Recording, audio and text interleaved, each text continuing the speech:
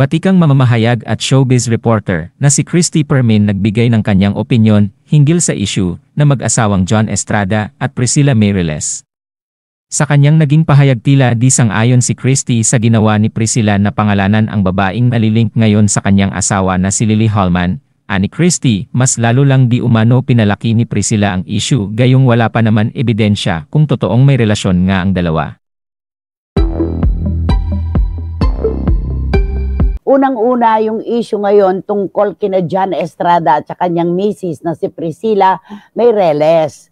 Alam mo, nalulungkot ako dito, Romel, minsan isang panahon nangyari na ito sa kanila. Naalala mo yung issue sa kanila ni Chio de la Vega?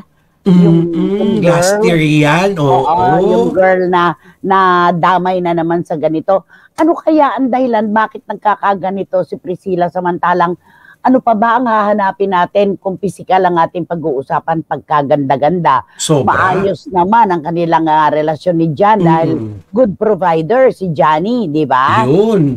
Tama ba na tinanong lang naman si Rigor, ang kanyang karakter sa Batang Quiapo? Sinong kasama mo dyan? Sabi niya. Kasi, siyempre, namasyal siya, di ba? Nagbakasyon siya. Yes. Okay. Sa isla, o, di ba? Sino kasama mo? Si Marites o si... Ano nga yung pangalan ng isa? Si Marites o si Lena? Si Lena. Lena. Alam mo, ang sumagot, itong si Priscilla. Binanggit niya yung pangalan ng isang babae at okay lang po yun kung yun talaga naglaro sa utak niya. Pero para pati yung babae ay bulabugin mo at itag mo nung gusto mong sabihin. Parang nakakahiya naman yun. Diba? Oo, lilikha ito kasi ng malaking na issue. Correct, lalo na sa pamilya ng babae, lalo na kung hindi pa siya wala pa siyang resibot, lahat-lahat. Alam mo yun, hindi maganda yun. Correct. Lalo pa siya pa itong nagsasabi na respect daw is more important than love. Ayun. Dapat daw talaga yung respeto ay ating pinaiiral. Anong respeto kung pati yung babae itatag mo? Wala ka namang sure na wala ka namang kasiguruhan na sila nga magkasama, di ba? Saka bigyan kahiya naman ang asawa, di ba? Correct. So, meron pa siyang sinabi na I had enough. Parang ngayon, I had enough. Nicest people daw, yun ang most dangerous na kalaban.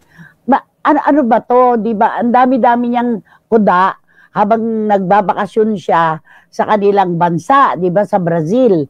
Tapos siya naman nagtatrabaho dito. Ano ba, Romel? Ano komento mo dyan? Alam mo, nanay, okay naman sana ipaglaban mo ang pagmamahal mo sa asawa mo. Pero, dapat ito, hindi mo na ito nandadamay ka ng ibang tao. Okay yun maiintindihan ng mga viewers yun, mga bashing, lahat-lahat mga kaibigan mo, na ipaglaban yung pagmamahal mo kung gaano ka magmahal. Kaya lang, yung magbabanggit ka at magdadamay ka, yun ang, hindi pwede. Dapat yun ganun Paano diba? kung itong Lily Hallman na ito ay merong pamilya nire-respeto sa kanilang lugar? Yan. Ano ang mga kaibigan niya, ang mga katrabaho? Bibigyan kahihiyan siyempre ito dahil ikaw ang nagsabi na yan ang kasama ng asawa mo. Hindi ka pa naman sigurado kung sila nga magkasama, di ba? Yun. Hindi maganda. Naalala ko yung kay Chio noon, de la Vega. Anong sabi ng Chio? Don't tell me, tell your husband that to come over. Ayun, diba? Nakatapat siya ng kalaban niya, di ba? Pinagot-sagot siya, di ba? Akalain mo yun, ano yung sabi niya? Looking very divorced, Mr. Estrada. Di ba? Diyos ko, alam mo si John, hindi natin maaasahang magsalita. Sa dami na ng issue na kinapalooban ni John Estrada, hindi yan madaldal, hindi yan madepensa, hindi yan magsasalita. In fact, isinarado na niya ang kanyang comment section, di ba? Para lang matigil lang yung mga iba-iba mga kung ano-ano mga kwento. Natural lang yun para matapos lang talaga yan. Hindi kailangan hayaan nilang dumami ang mga comments na anuhin na sila, kung ano-ano mga sasabihin ng mga kwento na hindi namang totoo. Yun ang mas masakit. Oo. Diba? Tapos eto, sabi ni Lulu Malig, kanina pa raw siya nakatutok, sana raw hindi na lang nagsalita ng ganon ang asawa ni John Estrada. Si John ang mapapahiya. Totoo yan. Yung respeto, yung imahe ng asawa. Di ba? Sabihin na natin na may pagka-chick boy yung asawa niya, hindi ikaw ang para kumumpirma at magsabi sa buong mundo na ang asawa mo ay hindi ka tiwa-tiwala. Di ba? Hayaan mo sa iba na lang manggaling yun. Ang daming hanas ni Priscilla, insecure masyado, hindi naman bagets na si Jan. Sabi ni Boyzy Caragay, totoo yan. Sabi ko nga, ganda-gandang babae. Di ba kinukwento ko sa'yo, una ko siyang nakita sa Las Vegas. Sa way in ito ni Manny Pacquiao, pababa ng escalator, sabi ko kay Colonel Jude Estrada, anak, tingnan mo yung babae naka-leather jacket. Ang ganda-ganda, sabi ko. Pagbaba na ganon, nakita ko ang kasama si Mark Nelson. Siya pala yun, si Priscilla. Kaganda, wala ka nang hahanapin pa. Pero bakit pa ganito? Di ba? Mahirap talaga no? Oo, sobra. Hindi garantya. Hindi garantya. Nay, baka po may psychological chuchu. Ay nako, Paulo Ubalde. Agad-agad naman. Huwag muna tayong manghusga, anak. Okay. Gawain po yan ng babaeng hindi masaya sa buhay. Sabi ni Maricusa National Espiritu. Totoo naman. Kung maligaya ka sa buhay mo, anak kasama mo, pamilya mo, bakit ka gagawa ng ganitong issue?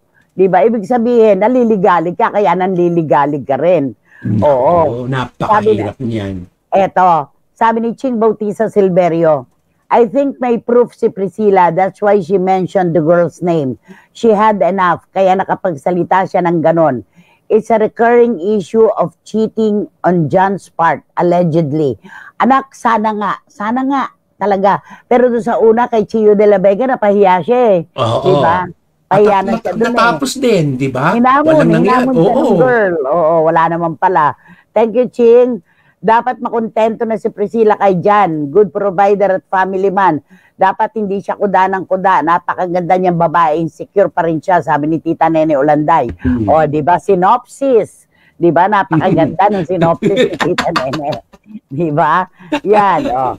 Ayan. Nako, Joe Florendo, ano masasabi mo? Sige, kayo ni Jun Morondos. Ano masasabi niyo kung ganito na kaganda ang babae, pero kudaers pa rin ang kudaers? O, di ba? Sabi ni Juris, Dr. Channel, kapag ang napangasawa mo ay, na personalidad ay sikat, guwapo, at malakas ang sex appeal, abay, lapitin talaga yan. Kaya patibayan na lang ng loob ang laban ngayon dahil sa panahon ngayon, ika nga nila, talo ng Julanji ang maganda. Sabi niya. Nakakaloka, di ba? Ang dami-dami talaga. Okay.